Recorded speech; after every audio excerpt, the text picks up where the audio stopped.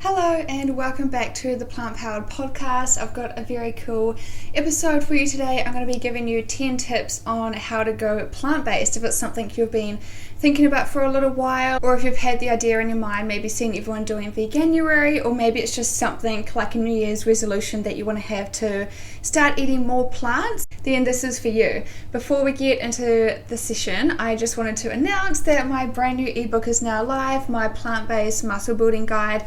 I decided to create this because I'm doing bodybuilding at the moment. I've done one show, I placed third, eating all plant-based, and I'm prepping for my next show, hopefully in April if everything all goes to plan. And I follow a lot of these girls online and different fitness trainers and things like that. But there's not a lot out there in terms of there's not a lot out there in terms of fitness and veganism or eating more plant-based foods in general kind of thing. It's like you have to get your protein from meat, and they're all having whey protein shakes and eating cottage cheese and buying like the egg white cartons so that you don't eat the yolk and the saturated fat and cholesterol, or maybe just because it's lower calorie. So I felt like it would be really awesome to put something together where if you do value eating more plants, you don't have to be fully vegan or anything. If you just want to eat more foods from the earth but are worried about how your body will change, will you struggle to lose weight, or do you think you'll have lower energy levels? Like, there's a lot of things that people worry about, or they think if they don't have meat on their plate that they'll go hungry. So there's just so much that comes into it, but I'm living proof that you can do this. This is my 4th year into it now, and I just do like a 90% approach, which works for me, and I just think it's fabulous. So if you're interested, check out my muscle building guide. I'll put it in the link below. I just know you're going to love it. Number 1 is find alternatives for meat, milk, cheese, and eggs. So I just got my own chickens and just keep them on the backyard, which is easy for me. So if that's not something that you're interested in, I would say you can just go to lifestyle blocks and simply just reduce your consumption. You don't have to give up things forever. Vegans will say it's still not ethical because you still have to get the female hen somehow, which means that the males are still classed as useless and still get disposed of. But in my opinion, if it is something that makes you feel good on the inside, at least you can just do that once, get the hens, and then you're good for years, I guess you could say, instead of contributing to it every single week, buying eggs from the supermarket. There's plenty of vegan options. You can use applesauce in baking, or you can make a chia or flax egg, which is simply just letting the chia seeds soak up the water so it creates this like sticky mixture, and adding that to your baking. Sorry, I've got dogs walking around everywhere and the neighbours' dogs barking and trucks going past. It's impossible to get a quiet space in this house, but please bear with me. So there's lots of different options for eggs, or you can buy like egg replacer powders as well, so that will have a different nutritional profile than an actual egg. So yeah, it's all up to you about how you want to go about it. And you can also do scrambled turmeric tofu for breakfast as well, which is a very popular option. In terms of milk, I love soy milk because, well, it's very creamy. I find it a little bit sweet. It's also got the same protein content as cow's milk, but obviously without the lactose, which 75% of the people in the world are allergic to, and it doesn't contribute towards the industry. Lots of people love oat milk for the creaminess of it. A lot of people drink almond, but I just find it like a little bit thin and watery. But if you like it, then go for it. But personally, I just find soy milk to be the nicest. And something a little bit weird, I have I'm a big fan of rice milk on a hot summer's day. And I literally drink rice milk straight out of the carton. So I love that as well. In terms of cheese, I just buy the supermarket ones. You can just I don't buy it much because it feels like I would rather spend my money on veggies or the mock meat or something more useful, because cheese is really just a flavour. But I have been buying it a little bit lately, just buying the dairy-free ones. So they're usually made out of like potato starch and a few other things, so pretty simple. You can make your own ones. Like my old flatmates used to do beautiful like cashew cheeses with like all this paprika and stuff. It was just so delicious. I know another company do fermented cashew cheese, which can be really nice to add as like a spread on a sandwich, or to add to dip platters and stuff like that. So there's so many options.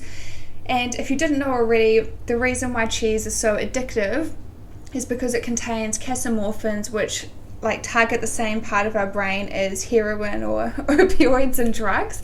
So cheese is literally physically addictive. So it's usually the last thing that people give up, but try not to stress too much, just do what you can and ease into it. When it comes to cream, I don't add cream to my food. Like if I'm doing macaroni cheese, I'll basically just add soy milk, and I've got this powder where it's got tapioca starch and nutritional yeast, so it's cheesy but thickens up the milk that you've already added.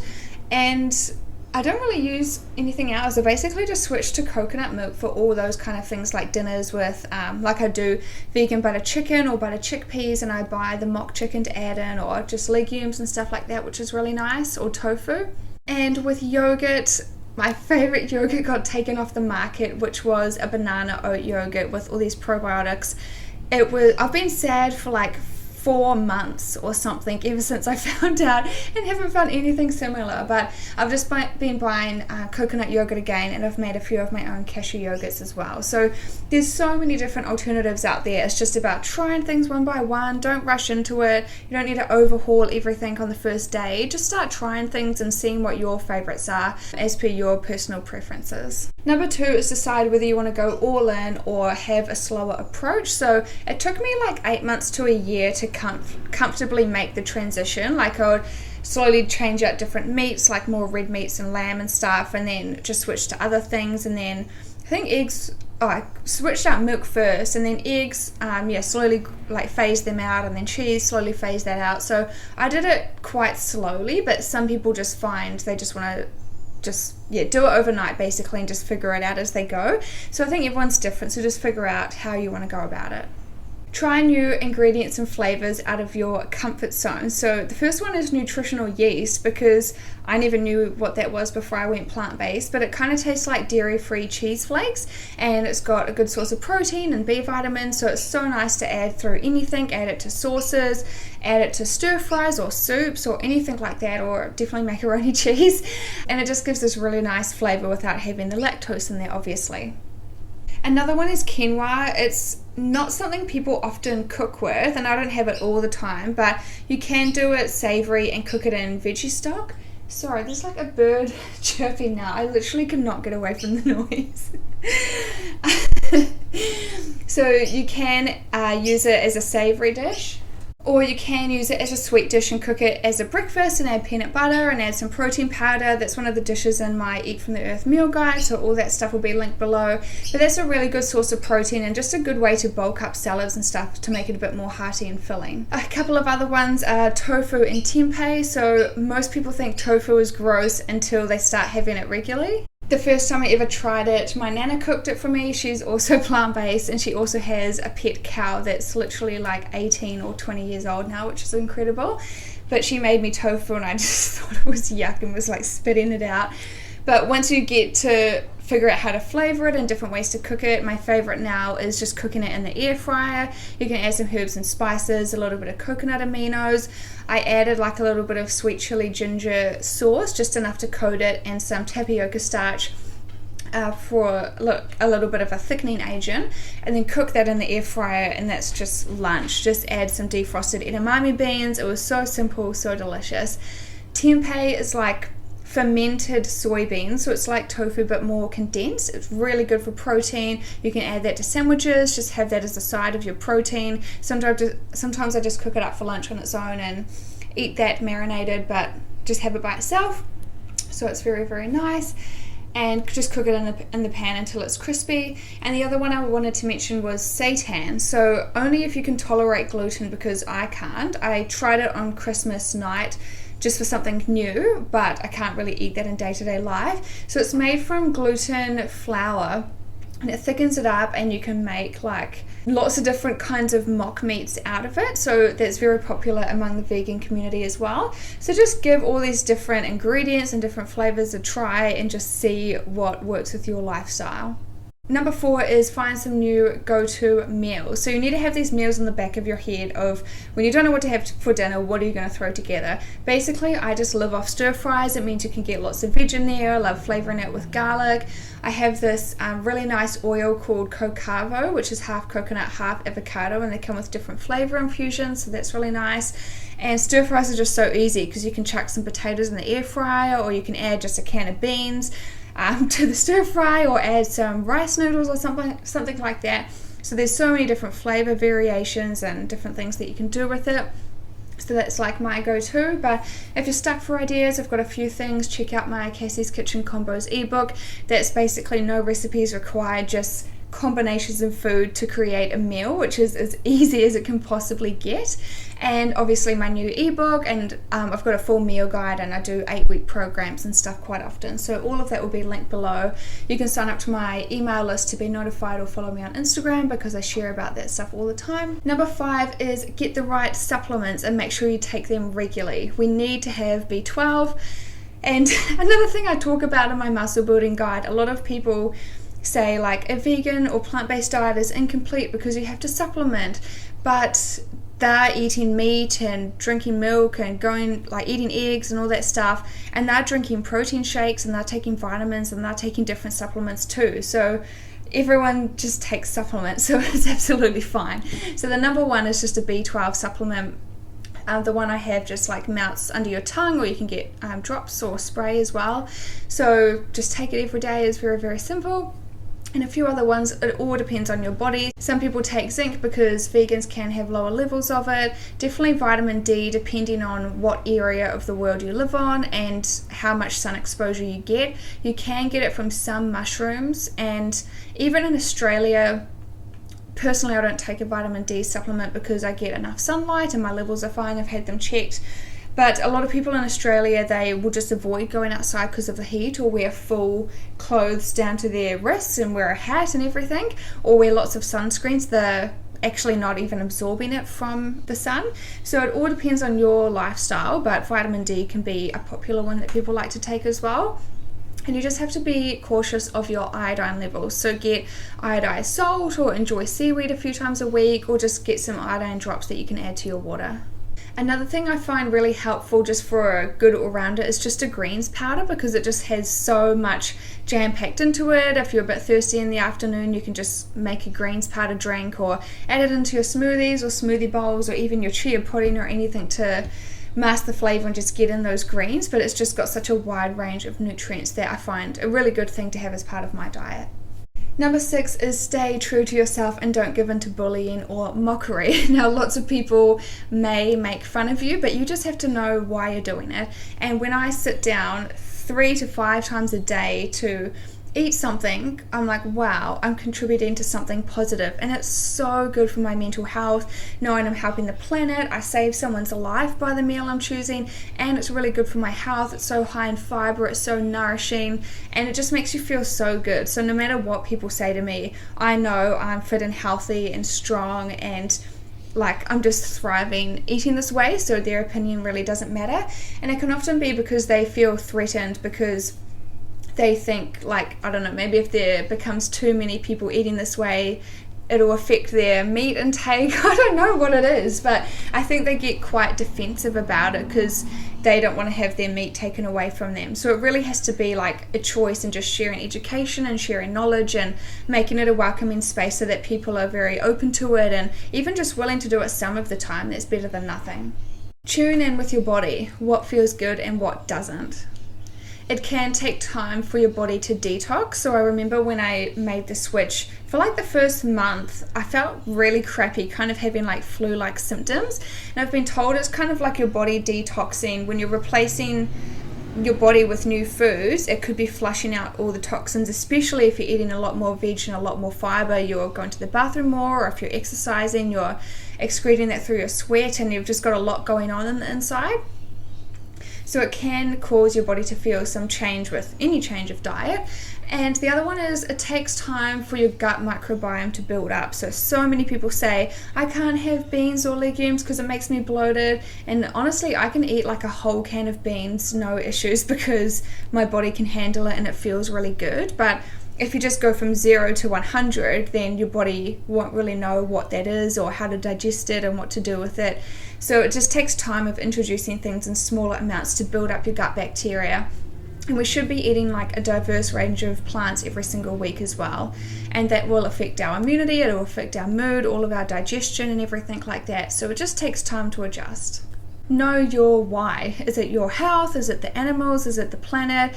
It's basically like a never-ending learning process. So even if you don't get everything straight away, I'm in my 4th year, as I said before, and I'm still learning stuff all the time.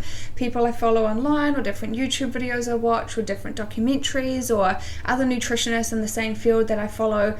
There's so much to learn. So we can only do our best with the knowledge that we have and creating the habits in our own lifestyles, but you don't need to be perfect. Just do your best, and that's all that matters. Number 9 is that you'll have to come out to your friends and family at some stage.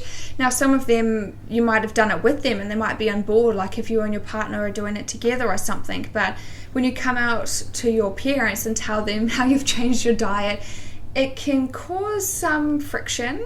And Earthling Ed does a good job of explaining this, because food brings families together. So suddenly if you're like, hey, I've gone plant-based, and you can't eat your grandma's food anymore, then that's like definitely going to cause friction, maybe because of the dairy or other things that she uses. Or maybe you have this place that you go to with your friends and now you can't go because they don't have a vegan option, or unless you obviously swap out ingredients. But a lot of you've got to choose where you want to go to eat and stuff. So it can cause friction among people.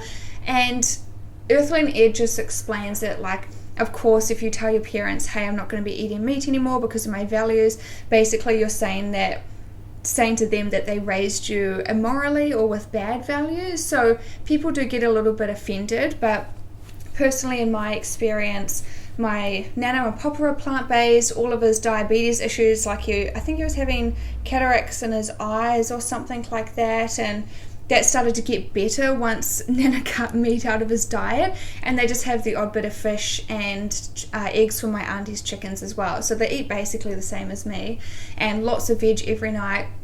They are 70 and over, and Nana's got like a herd of pet cows, and she'll just go out there and do the fencing every couple of days, and they're walking up and down the hills, and they're so fit and just doing so well, like hardly have any health issues, so active. They can walk completely on their own, like in great shape, like not overweight or anything like that happens to a lot of people in older age. So it's just so cool seeing the amazing results that they have. But then with other members of my family, like I've gone to a family Christmas once, and they were like, oh, you can eat the grass because you can eat the plate because the plate's vegan, and then said like I can go out there with the cow in the paddock and eat the grass with the cow because that's vegan. And it's like, ha ha ha, like a fake laugh that they just didn't understand at all, and they just feel weirded out by me or something. So as long as I know why I'm doing this and the impact that I'm having, that's all that matters. So yeah, just stay true to your values, and if you're ever second guessing it, just remember your why. Number 10 is just be kind to yourself. Things will differ from individual to individual, and the main thing is just to have fun, look forward to it and enjoy it. Try a new recipe every week, or whenever you have the time to try out something completely different, and buy something new at the supermarket and figure out how to make a vegan or plant-based version of one of your favorite traditional meals from your childhood or something like that. To me, I find that stuff really interesting. If I'm like, whoa, I just made this meal and like no one had to die for it, it's like, whoa, that's so cool that you're like reinventing the wheel, and it's kind of like a challenge. So I find all that stuff really exciting, but you can't be too hard on yourself or too rigid or too scared to eat anything. Like, make sure you just relax and ease yourself into it and go with the flow. So that is all for today. I'll wrap this up. If you're watching on YouTube, you can listen on the podcast and subscribe if you're ever going for walks or driving your car. I love listening to podcasts during those times. Or if you're listening on the podcast, head to my YouTube where you can see the videos as well if that's something that you prefer. So thank you so much for tuning in. Don't forget, I'll link my plant-based muscle building guide below. I'm so excited that this is finally done. So thank you so much, and I'll see you next time.